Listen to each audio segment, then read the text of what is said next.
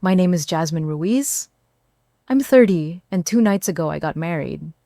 The music was soft, just enough to make people sway, but not enough to drown out conversation.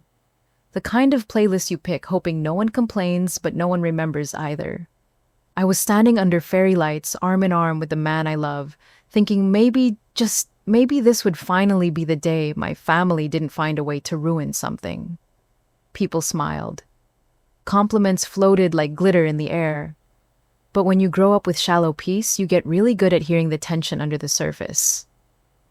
A cousin hugged me and said, "You look like a magazine bride," then gave me a look that said, "But don't get used to it." Another aunt gave me a toast so polished it felt rehearsed. She called Nico such a kind provider 3 times. Not kind, not generous, not loving, just provider. And then, as I was walking off the dance floor to grab a sip of champagne and reset my brain, I felt a hand on my elbow. It was Aunt Lila. Now, Aunt Lila's not the loud one. She's the watcher. She sees everything, but rarely says anything. She leaned in her voice low like she was handing me a secret. "They're putting the deed to the beach house in Mia's name," she said. Just like that. No warning, no build-up, just boom. I blinked. Thought I misheard. "The what?" "The beach house," she said again, barely moving her lips. "The one Nico bought you as a wedding gift." I felt something tighten in my chest, a twist of breath that didn't go in or out. She looked at me, eyes soft but certain. She wasn't guessing. She knew. I laughed because what else do you do when your family drops a landmine in the middle of your wedding reception? I said something like, "Oh wow," or "That's wild, I honestly don't remember." Because inside something cracked. Not loud, just final. The kind of break that doesn't echo but never fully stops either. I stood there watching Mia twirl across the floor in a dress I helped her pick. She was glowing, smiling like she owned the place. And maybe she did. I looked across the room and found Nico. He was laughing with my dad, completely unaware of the storm beginning in my head. I didn't wave him over. Not yet. Because whatever this was, it wasn't new. It was just the latest installment, and I knew better than to react without proof. So I smiled. I raised my glass. I nodded at people like everything was fine. But behind my eyes, behind the veil and the makeup and the soft wedding glow, I was already building a list of everything I would never let them take from me again. And that house, that was the first thing on it. I laughed politely, but inside, something broke. I kept smiling, kept moving through the crowd like everything was okay. But the words Aunt Lila whispered kept echoing in my skull. "They're putting the deed in Mia's name. They already did it." That's what she meant. And the more I stood there, the more it started to make sense. Not as a surprise, as a pattern. Because truth is, I've been trained for this moment since I was a kid. When we were little, Mia had asthma. Not severe, just the kind doctors call seasonal. But that was the reason she got the bigger bedroom. With the bay window, the one I picked when we first moved in. I was 8. I remember crying. Mom patted my back and said, "You're older, you understand. She needs the space more." When Mia was 16, she got caught driving drunk, totaled her car into a mailbox. I found out 6 months later that my college fund was used to settle it quietly. Mom said, "It was just sitting there, and family comes first." When I asked if I'd get it back, she looked at me like I was selfish, like I wasn't supposed to ask, like I should just know I'm the strong one. Every time something unfair happened, I was told the same 3 things. Be mature. Be kind. You're the strong one. That line followed me for years like a leash. Even when I left home. Even when I stopped calling every week. Even when I built a life with Nico. It was still there, wrapped around my throat like a quiet threat. I thought the wedding would be different. New start. Clean slate. But families don't change. They just get better at hiding what they really are.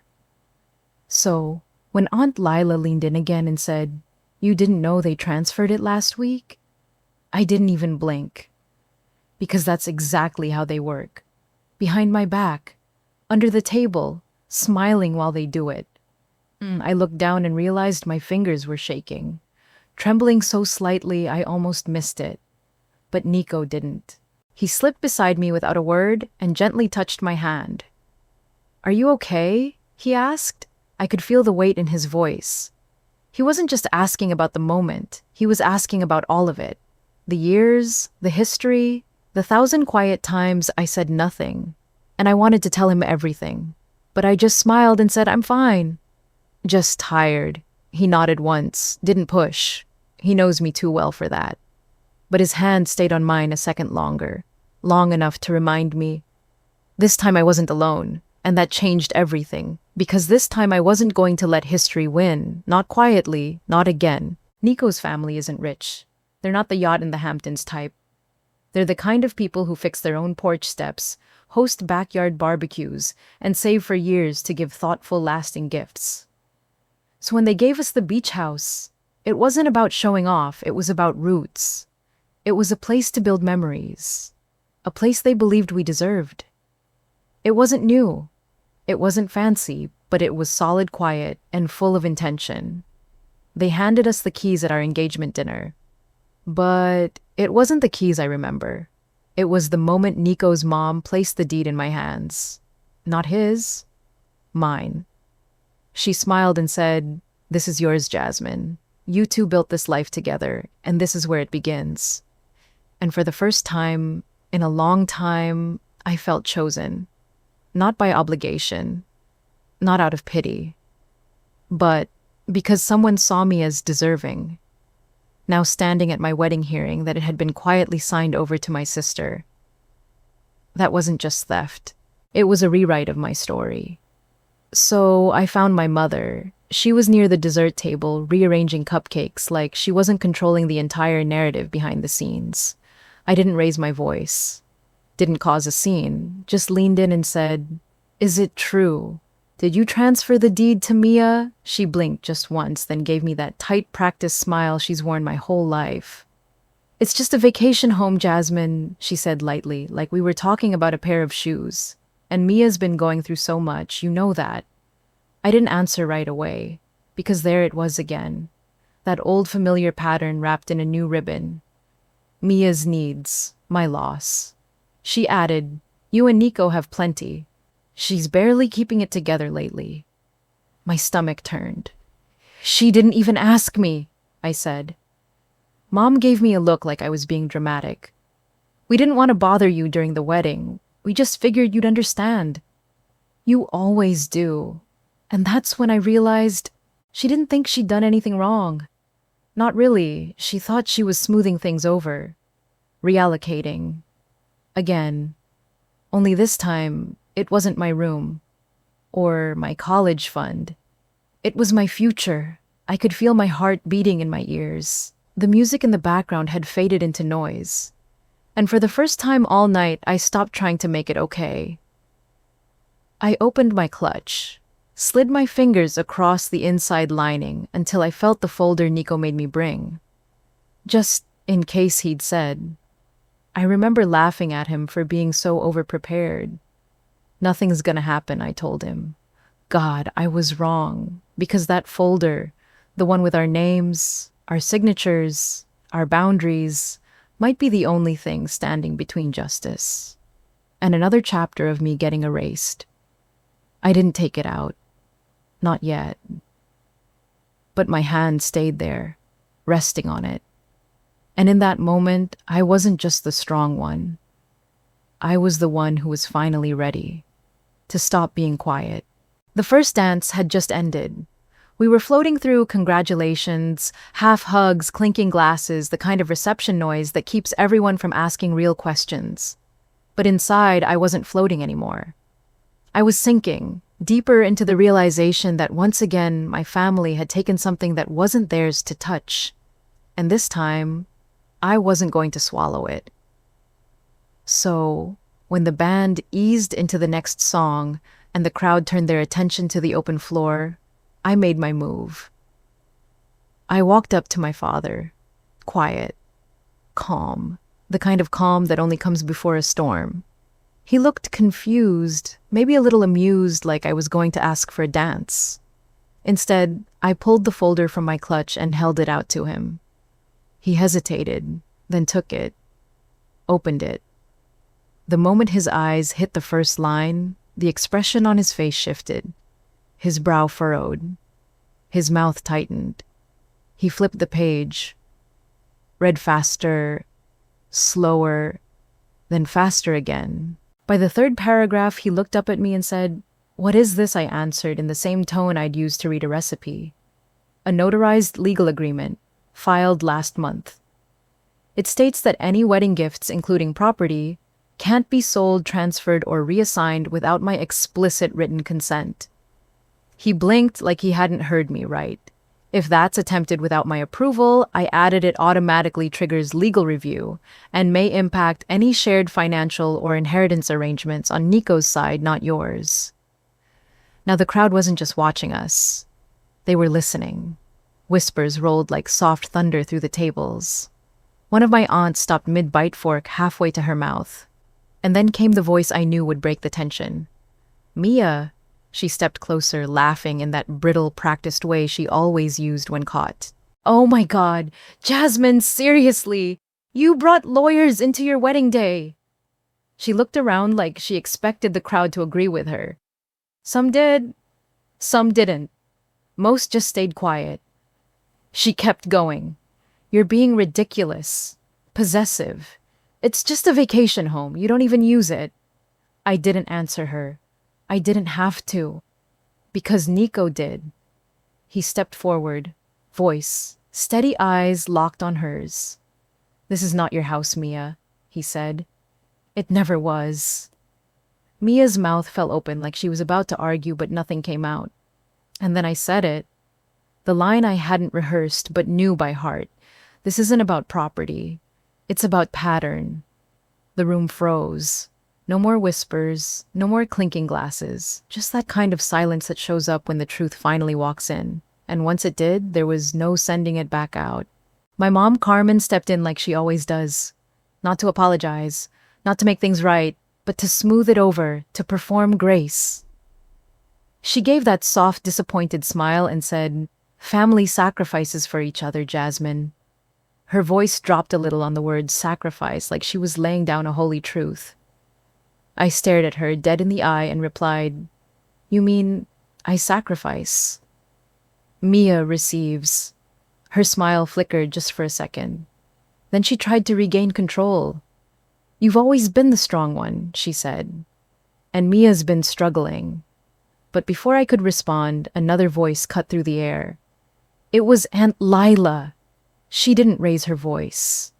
She didn't need to. She just said calm and clear, "You all think Jasmine's the selfish one, but maybe it's time I told you what I saw 20 years ago." Every head turned. Even Mia stiffened. My mom opened her mouth to stop her, but Aunt Lila kept going. I remember the night Mia came home crying because she said Jasmine threw away her school project. She paused. I was the one who found it perfectly intact, hidden under Mia's bed. She staged the whole thing. Gasps. Confusion. My mom tried to laugh it off, but Aunt Lila didn't flinch. "And the necklace, the one Jasmine was accused of stealing in 10th grade. Another pause. Mia pawned it. I saw the receipt. "Your mother told me to let it go. Said we couldn't embarrass the family over teenage drama." I felt my breath catch. Because I remembered that. I remembered begging to be believed. And no one listened. Mia's voice shook as she said, "That's ancient history." But no one was looking at her the same anymore. And then Victor, my dad, finally spoke. Not gently, not protectively. He snapped enough. But he couldn't look me in the eye when he said it. And that told me everything. It wasn't about peace. It was about keeping things quiet, keeping the story tidy, keeping the image alive. But the image was already gone.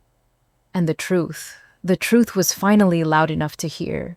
The silence after my father's outburst wasn't just uncomfortable, it was alive. You could feel it breathing through the room, pressing on everyone's shoulders, dragging every secret to the surface. And I wasn't done, not by a long shot. I turned to Mia. Her face was flushed eyes darting like she was waiting for anyone to defend her. They didn't, so I reached into my clutch one more time and pulled out the second envelope. Her name was printed neatly across the front. She stared at it like it might bite. I held it out without a word. She didn't take it, so I handed it directly to my father. He looked at me like I'd become someone he didn't recognize. Maybe I had, or maybe I just stopped pretending. "This one's for Mia," I said. She posted photos of the beach house. From inside, set it up as a short-term rental, listed it on Airbnb under her name, with photos of our bedroom, our things. Mia opened her mouth, but I cut her off. I have the screenshots and the security footage, including the day she came in through the side door using Mom's spare key. Gasps broke across the room, sharp and loud. Somewhere near the dessert table, someone whispered, "She what?" Mia laughed again, but it wasn't the charming kind. It cracked halfway through. "Oh my God, Jasmine, are you seriously stalking me now?"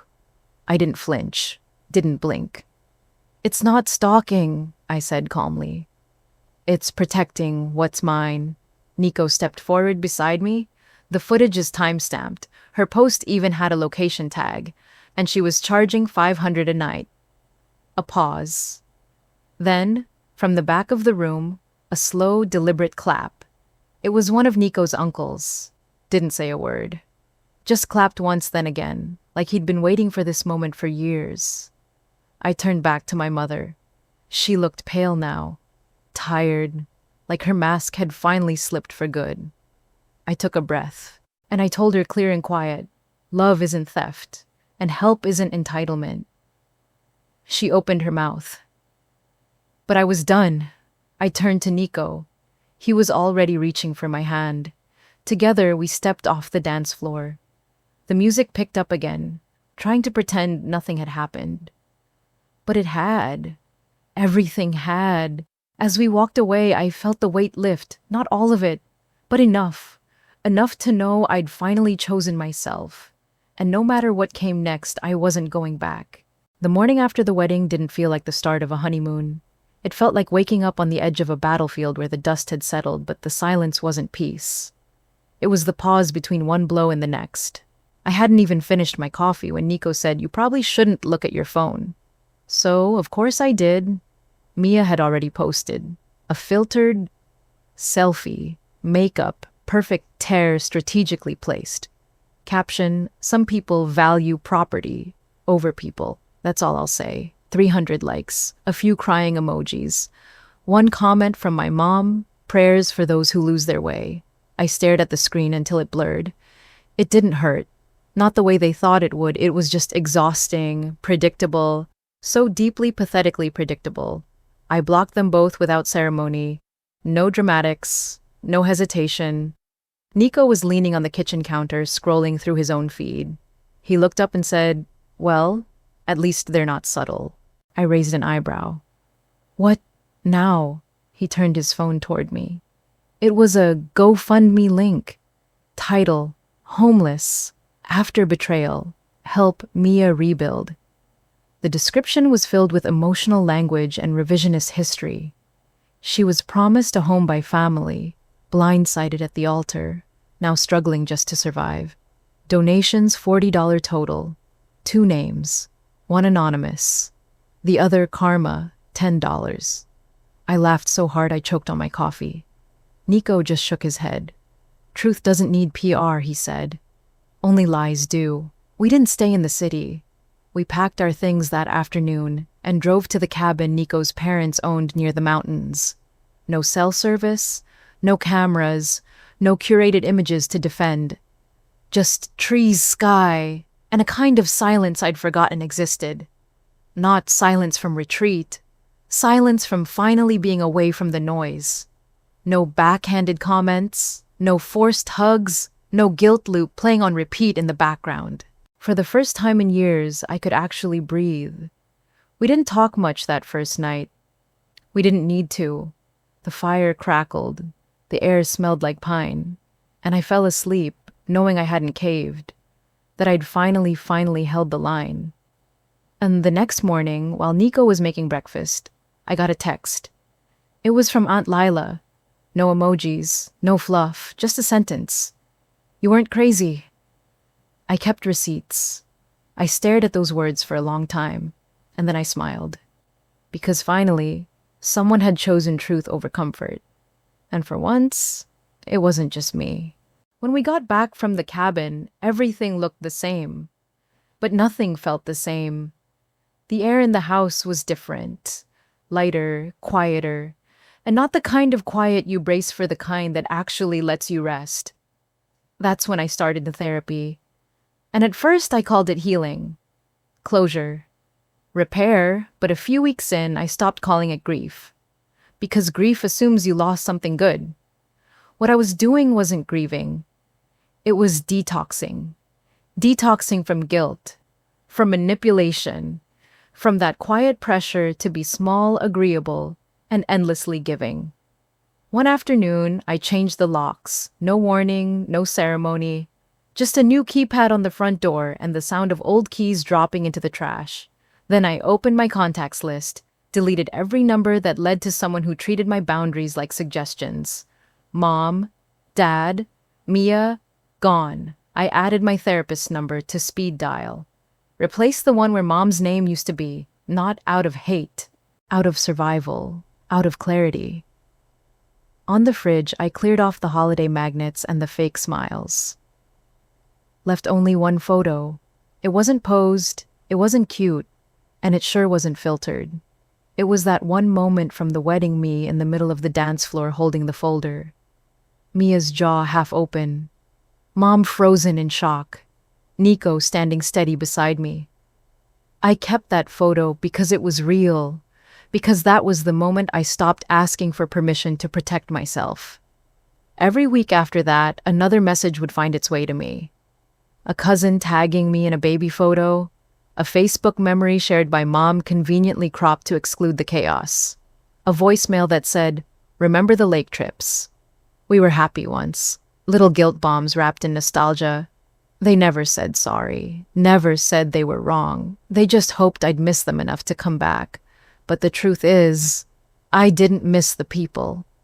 I missed the pattern, the routine of being needed, the comfort of predictability, the structure of always knowing my role, even if that role was unpaid therapist and emotional punching bag.